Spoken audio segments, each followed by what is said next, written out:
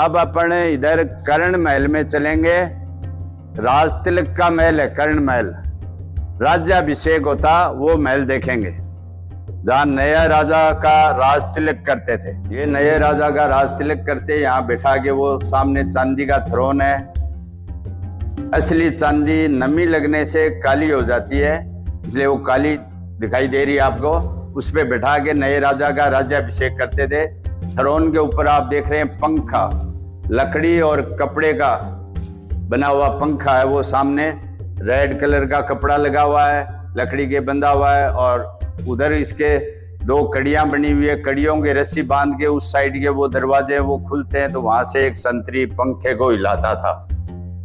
और गर्मी सर्दी से बचाव के लिए छत के नीचे डाट की छत होती थी, इसको डाट की छत या ढोले की छत बोलते हैं। इधर ऐसी छतें ही होती थी, उनके नीचे ये फॉल सीलिंग है।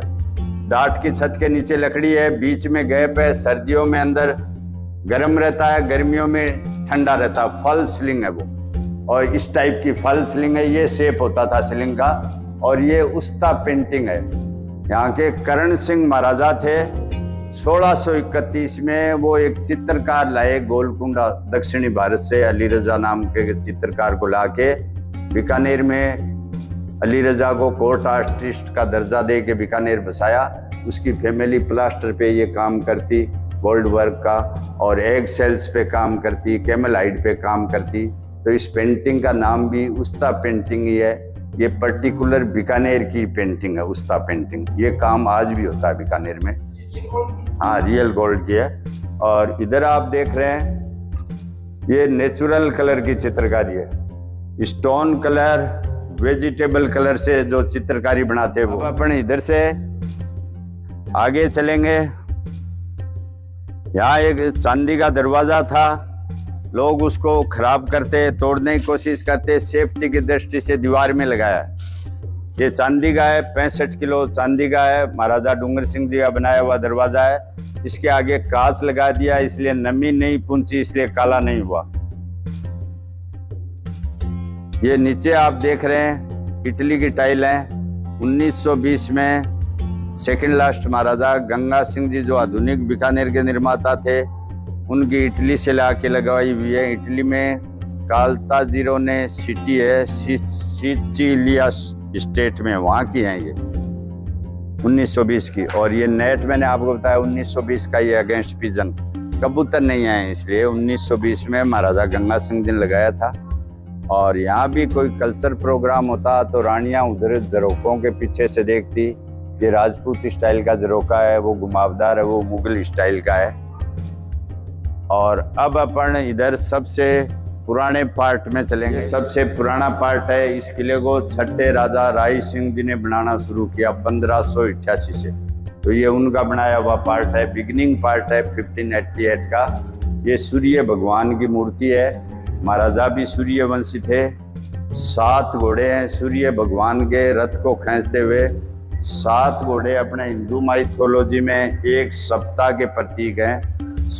जैसे सोम, मंगल, बुध, बृहस्पति, उस हिसाब से। इधर आप दरवाजा देखेंगे, इसमें विष्णु के अवतार की चित्रकारियाँ की हुई है। ये लकड़ी का दरवाजा है, उस पर नेचुरल कलर की चित्रकारी की हुई है।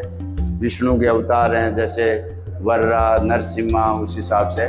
और ये उधर आप देख रहे हैं फॉल सीलिंग है। ओरिजिनल सीलिंग का शेप ये होता था। इसको ढोले की छत या फिर डाट की छत बोलते हैं। और ये आप देख रहे हैं नीली चित्रकारी, ये ब्लू चित्रकारी है चाइनीज स्टाइल की।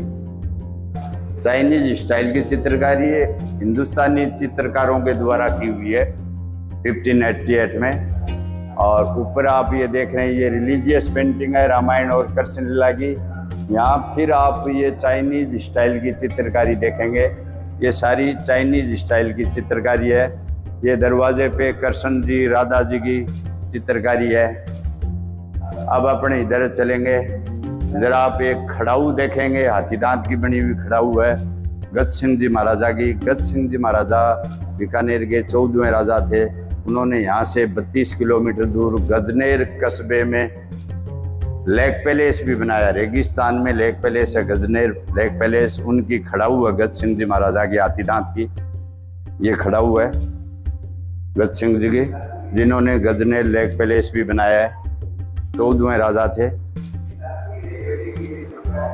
और बीकाजी जब जोधपुर से इधर आए नया प्रदेश बसाने, तो ये चित्रकारी ये दर्शाती है जोधपुर से आते हुए दिखाए गए हैं।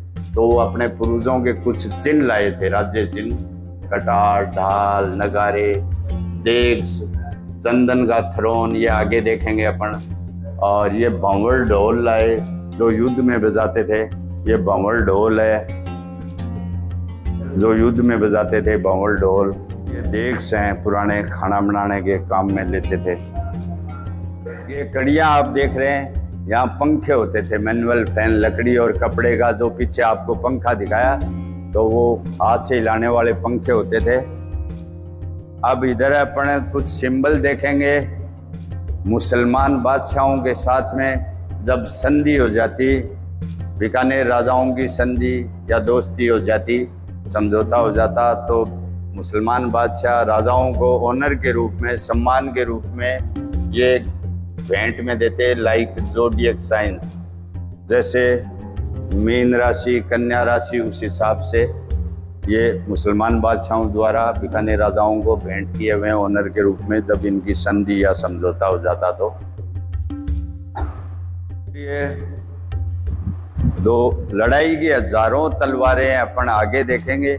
ये दो स्पेशल तलवारें जो सबसे भारी हैं बीकानेर की। ये पद्म सिंह जी राजकुमार थे, सबसे ताकतवर, इससे प्रैक्टिस करते। वो 27 किलो की तलवार है और इसको यूज में लेते। सबसे भारी तलवार है पद्म सिंह जी की। और ये सेरेमोनियल सोर्स है, कुंदन की और पोलकी की जड़ाई की। कुंदन सोने पे जो जड़ाई का काम होता है वो है। ये पोलकी रियल डायमंड के वेस्टेज से बनाते। ये ब्याह शादी में, रिलीजियस फेस्टिवल में काम में लेते थे। ये शंख जो पूजा में और में शुभ कार्यों में बजाते हैं। ये साफे के ऊपर जो सिरपेच बोलते हैं वो है। और ये सोने की मोहर है, अंगूठी है। ये दामोजी द्वारा प्रदत्त नगारे हैं। और ये भी सेरेमोनियल शील्ड्स है, डेकोरेटेड ढाल है, जिनसे तलवारों का वार रोकते युद्ध में। इधर और है एक तलवार। ये तलवार इससे इसलिए प्रैक्टिस करते ताकि इसको यूज में ले तो स्पीड बढ़े। और ये राय सिंह जी महाराजा की स्टिक है। ये चंवर है, राजा साहब के एक संतरी चंवर हिलाता रहता, मक्खी मच्छर कीटाणु कोई पास में नहीं आए। और ये अकबर, सम्राट अकबर की तलवार है। और अब अपन इधर अनूप महल देखेंगे। पूरा सोने का काम किया हुआ है, उस पे 56 किलो सोने का रियल गोल्ड लिप का काम देखेंगे आप।